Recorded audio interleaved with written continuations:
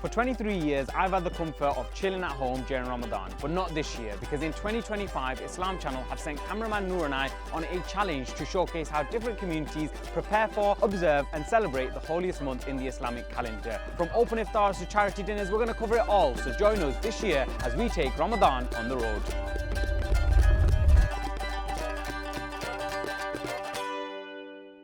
Ramadan may only be a month long, but we all know the prep starts days, if not weeks before. Normally for me, I like to take it slow heading into Ramadan, but this year, because we'll be on the road for the whole month, it's been full steam ahead since mid-January. Planning where we will be, what we will be doing, who we will be meeting, and most importantly, for me anyway, what we will be eating. Because after a long day of travelling and fasting, I want to be eating some good food come Maghrib.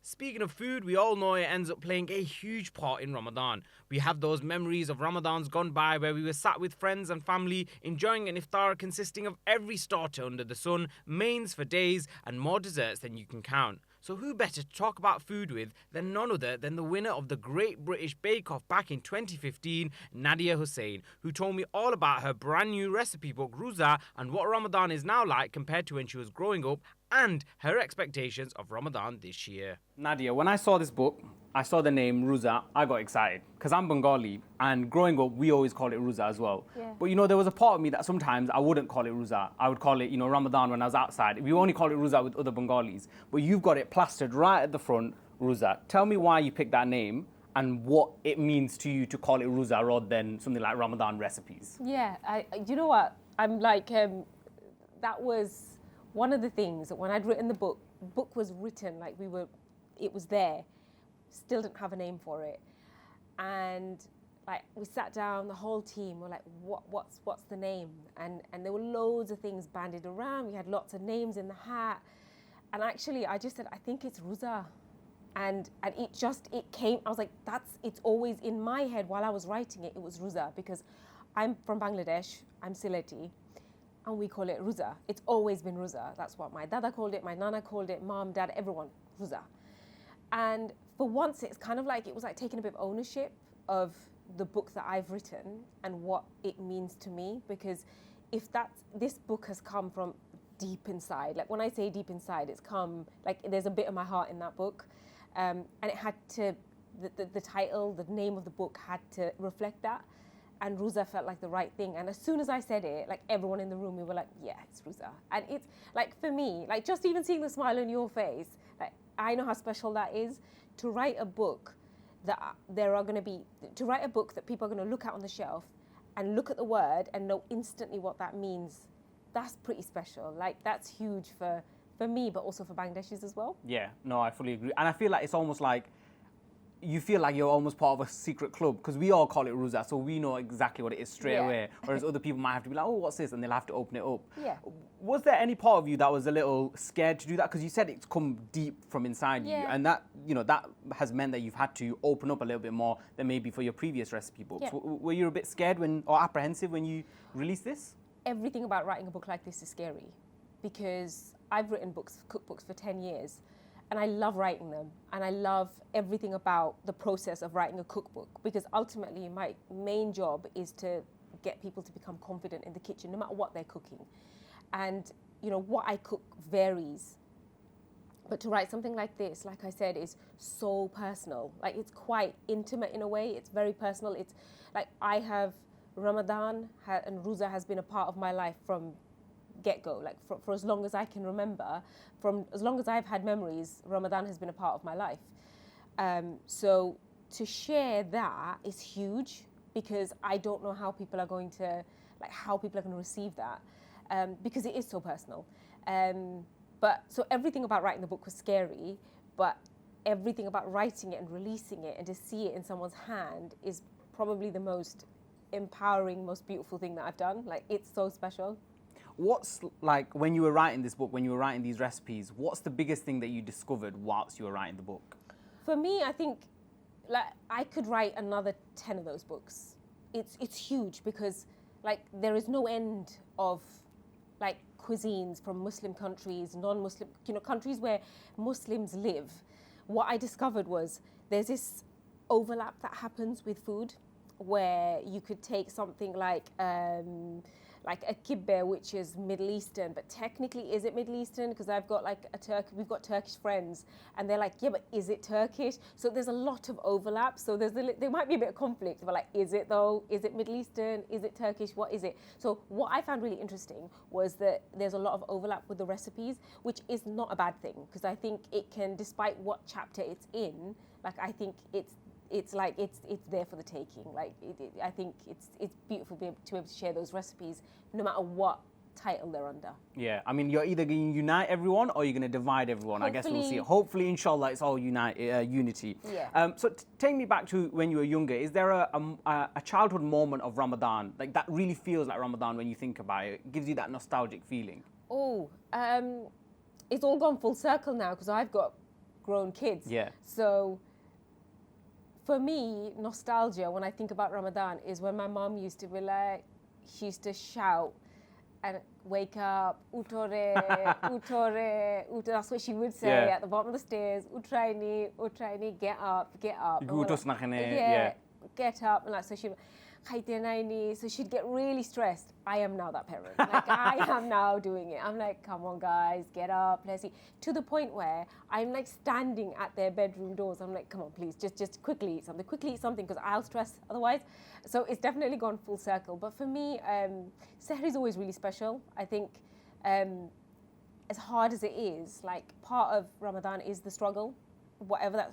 And everyone's struggle is different, whether that's like waking up and missing your coffee, or whether that's like trying to be really steadfast in your prayers. Like everyone has a different struggle. It doesn't matter what it is. It could be so many different things. And it could be someone who's like on regular medication who has to switch it up to have it differently in order to be able to pray. Like so many different struggles. But I think that's what makes it all the more fruitful. Now, in the book, you describe Ramadan as an old friend. So how do you prepare for this old friend to come round once a year? Oh my goodness. Like you just imagine, like Ramadan for me is like your old friend who you haven't seen for a whole year. Like it's filled with excitement, right? Like you know what I'm talking about. You get so excited, even though like you're nervous because you're like, what will they think? And will we not get along? We haven't seen each other for a year. Will we still be friends? Will we still be friends? But then they come and then you're like it's like you never left. Yeah. That's the feeling. Like that's why I call it my old friend, because it's familiar and it's like they never left. And so Ramadan feels like it did last year but better, and every year it gets better, and every year it comes with new teachings, new lessons, and like for me, because I've got older kids, every year they're different, so our experience is different with them. So like one now drives, has got a part-time job and things like that. So it's like, how is he going to manage Ramadan? Because he's got to go to work, so he's got to break his fast. So there's going to be some days when he's not here. So my heart will break a little bit. Yeah. But then I'll have to give him food and like dates in the car, and like all of that. Like every year our Ramadan is different, but it still remains beautiful. Is there like a dish that your kids are like 100% you have to make for iftar? Like, is there one dish that they are adamant that you're not allowed to skip? Oh, goodness. My kids are samosa mad. They love... Oh, I love a good samosa. What's in the samosa, though? Always meat. Yeah, 100%. Like, I don't do veggie samosas. Never? I don't love them. Have you done mashed potato samosas? Surely you've tried mashed potato samosas. Oh, yeah, I've done... Look, I have done every type of samosa filling. I do apple crumble samosas. Ooh. Yeah. Apple crumbles, that sounds like my type of samosa, that. Yeah. I do apple crumble samosas for the kids. So apple filling, and then I coat it in like a biscuit in syrup, fry it, and then like custard. It's delicious. Anyway, there's not one samosa that I haven't made, but I prefer meat samosas. Meat samosas all the way, always. But I need to try the apple crumble one. Okay, so take me through, let's go past sort of Rooza and take me to Eid Day, okay? Yeah. How does Eid work for you? When does the prep begin? Where does it start and where does it end? Okay, prep begins quite early because I have to make things like really traditional things like Nunor Bora and Handesh. Always. Have to make those. Start early, and my kids love them. So I have to start that a couple of days early. And for us, Eid, because my husband's from Leeds and we live in Milton Keynes, we travel up to Leeds about 4 or 5 o'clock in the morning, because he does salah with he's got 5 brothers and his dad, and all of them, he always does salah with his brothers. So we drive up. So before we drive up, I have an Eid tradition. So we have a Smartie trail. So we have like sweets that come out of from the kids' bedroom. Always done it since they were little. My son's 18, still do it, and he still gets really excited. So a little trail of Smarties, they pick their colour, and then you don't know where your presents will be. You just have to follow the trail, and you can see them running around the house, and then they end up with their presents. Rip their presents open, go have a shower, wear your new clothes, get in the car, 2.5 hours up to Leeds. We do salah. My father-in-law, my brother-in-laws, all of them do salah together. We have a huge feast, so I take food, everybody takes food. We cram into my father-in-law's house, we eat, and then we drive down to see my mom, my dad, and my nanny, who's still around. And so we see her, give our salams, and then we come back, and then we try and rest, and then the next day we have everyone round. So it kind of goes over 2 days. So it's 2 days thing. Yeah. I mean, I feel like mine is very similar, but I'm taking that Smarties idea. I'm sending it to everyone at home. I'm like, this is what I want, all right? I want Smarties. I don't care, I'm 23 years old. I want this Smarties idea. It sounds brilliant. When you have kids, when you have your own children. First, they can do it for me, and then I'll do it for them, yeah? Okay. First, I need to experience it, right? From my family. Even though I'm 23 years old, let me experience it, and if I enjoy it, I'll do it for my kids as well, inshallah. Cool. Okay, so let me ask you a little bit about Bengali cuisine, and I want to ask you about the most underrated Bengali ingredient. There's so many ingredients out there, but what would you say is the most underrated ingredient that everyone should know, but they don't know? Well, I think the one that gets the most stick is hutki. Yeah. I think that's the one that gets most stick because it's pungent, but there's just open a window. Like, it's not a big deal. I can't though, I can't. What? Yeah, no, I know, I didn't want to tell you, but I've got to tell you. I just can't deal with the smell. I've got a sensitive nose. If I start smelling, I just can't. Do you eat hutki? No, this is what I'm saying, because I just can't because of the smell. I know. I can don't see the think you can disappointment. be considered Bengali. I know, this is the thing. I know, it's awful. This is why my dad's disappointed in me, because I don't eat hutki. I would be disappointed in you if you were my son as well. So you'd go for hutki, yeah? Yeah, I think it's the most underrated because I think it's also I think it's dying because of people like you. It is dying. You're killing it. Yeah. I think it's a beautiful ingredient. It's a great way of using up small fish that I would otherwise not get eaten or get chucked away because it's so bony. So I think we got to give props to the people who created it or how it came about because it's a great way of using up fish. I love hutki. It's underrated. And I think as generations go by, people are eating it less. So we got to bring it back. So you need to stop. Maybe that needs to be my goal for Ramadan. I had a great time chatting to Nadiya, and I loved that tradition with leaving the trail of chocolate sweets outside her children's bedroom. Cameraman Noor better do the same for me this month though. I want some chocolate truffles outside my bedroom for every suhoor time. Now we're going to take a short break because whilst we've been on the road, I've been handing the mic over to some unsuspecting people and asking them to share a childhood memory of Ramadan. Some of these answers are a little bit more profound, if you will, than others. What's your favourite memory of Ramadan as a child? My favourite memory, so right after Tarawih, the moment it finishes, when you get to walk home in the night time and you feel that cold breeze and there's barely any sort of traffic or anything, one of the best feelings ever. What's my favourite memory as a Ramadan child? Getting the Eid, getting those 100 rupees or 200 rupees, going out and buying clothes and toys and whatnot. My favourite childhood memory of Ramadan was the sweets, the kissing people's hands, the elders, them passing you money. It brings the family closer together. We all gather up at my nan's house, all the cousins. I've got a very big family. My favourite memory as a child during Ramadan is probably the family gatherings and just gathering around for food. So my favorite childhood memory of Ramadan is when we used to sit together for the iftar pakwan, and we used to have these crazy pakwan in Pakistan, samosa, pakora. They are the oily things, but I used to love them. Cameraman Noor and I made our way to the Imperial Banquet in Leytonstone ahead of Zubeda Welcome's pre-Ramadan Gala, and it's fair to say that this venue was on the bougier side of things. Zubeda Welcome has helped over 500 refugees integrate into the UK, learn new skills and develop their knowledge of Islam and the Quran. Well, firstly, Bismillahirrahmanirrahim. I am so thrilled because this is our first pre-Ramadan fundraising gala. And it's actually the first time I was able to get all of our supporters in the room. And as you can see, lots of people are now entering. We have 4 of our refugee families here who are supporting. One of them is a Quran, he's going to be reciting Quran. 2 of them are going to be public speaking. And the other families just arrived. The Palestinian family, they've nearly arrived, 6 children. And we just wanted to welcome them, so we invited them. And we're going to be speaking to the father today, inshallah. And he's so thrilled that there was something, as soon as he arrived, he realized that there was something here for his children, 6 of them, as you know. And, you know, he would not be able to afford madrasa fees for 6 children in the circumstances that he's in. And he's got 2 older children as well. And, you know, obviously this is could be difficult for him. I meet Zubeda in the hotel. She helped me about my kids. And she let me find another people from another country. So she doing something good for me, especially for my kids, the little one, Muhammed. Ahmed, he was speaking Arabic, but he doesn't read or something like that. So I'm so happy she find like the mosque to learn him the Quran. And yeah, thanks for Zubeda so much here. She helped me a lot. We are the agency that will sweep them up and hopefully teach them Manara, right? Sweep them up and help them, support them. And so the rebuilding starts at the masjid, not in the church. Right, should we be doing more? I don't know, I think that's a question that we all need to ask ourselves today.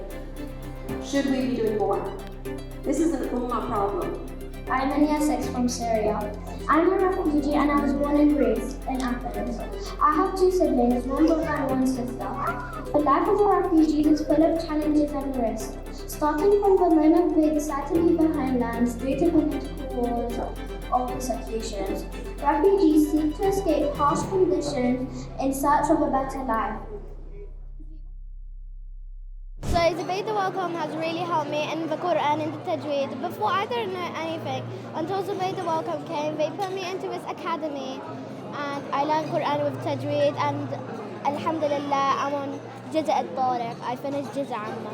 MashaAllah. And one final question, how did it feel for you to be on stage speaking to hundreds of people in front of them all and speaking so confidently as well? I felt so calm. I just knew Allah would be with me. I knew He just brought like some angels from Jannah and He put them to surround me from any harm, and I just felt amazing. There are many charities all across the country that are doing amazing work. Zubeda Welcome is just one good example. They're doing the work that we all need to be supporting. Looking after refugee children. I mean, this is something which, until you start thinking about how difficult it must be to be a refugee, to be a child, to be stuck over here without friends, without maybe an educational system, without a network, then you start to get depressed, you start to get upset at how many difficulties these children have to go through. And Zubeda Welcome is trying to alleviate some of that suffering, then at least we can support them. They're doing auctions for cake. Lotus Biscoff, it's £25. Listen, I'm going to put cameraman Noor down for 250, yeah? Okay. So Noor, cameraman Noor, what's your mobile number? We'll whack it in, bid him out £250. Because he's such a charitable guy. Cameraman Noor is going to bid £250 for auction item number 9. MashaAllah. Round of applause for cameraman Noor. So first, Zubeda helps me, including going to madrasa, learning the Quran, and collective celebration like this one. It helps us, like, it makes Muslim people gather together and make us more welcomed as we are in an Muslim country, which also helps us unite together and feel welcomed. It's fair to say I left that event feeling pretty inspired. What a fantastic and unique charity, and we'll definitely be following their work with a close eye. I mean, those 12-year-olds could speak better than cameraman Noor, and he's like 30. Now let's move over to some quick fire questions, and this time we're playing a bit of a word association game for the first episode of Ramadan on the Road. What's the first word you think of when I say family? Family, food. Love. Love. Home. My wife.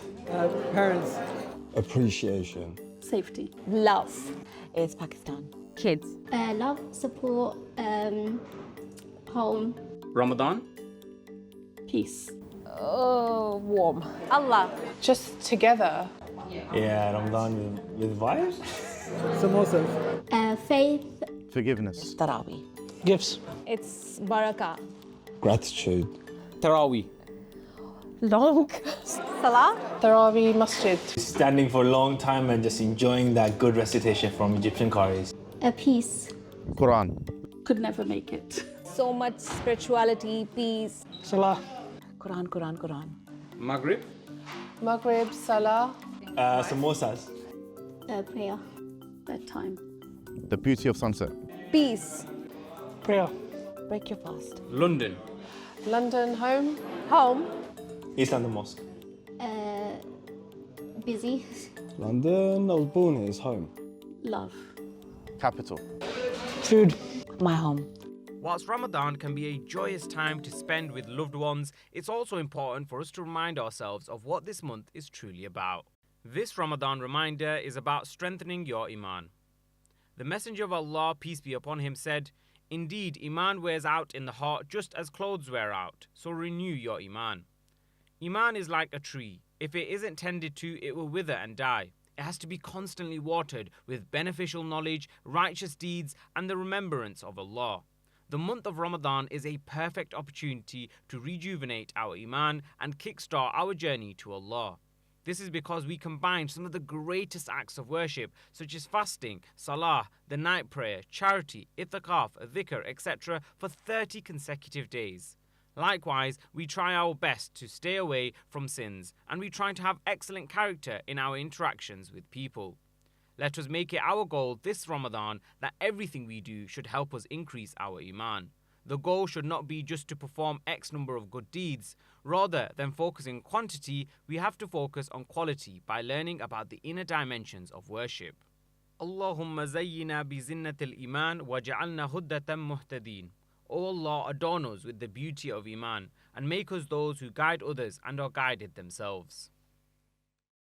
And that is it for the first episode of Ramadan on the Road. Make sure you follow us on social media to find out where we'll be heading to next. And if you've got an event, you've got a gala, whatever you've got going on, you want us to be there, then let us know on our socials and we'll try and make it. And listen, if you've got an iftar and you want to invite us over and have the opportunity to be on Islam channel, because cameraman Noor and I are going to be hungry after a long day of filming and fasting. Other than that, thank you so much for watching. Assalamu alaikum, and we'll see you on the next episode as we take Ramadan on the road.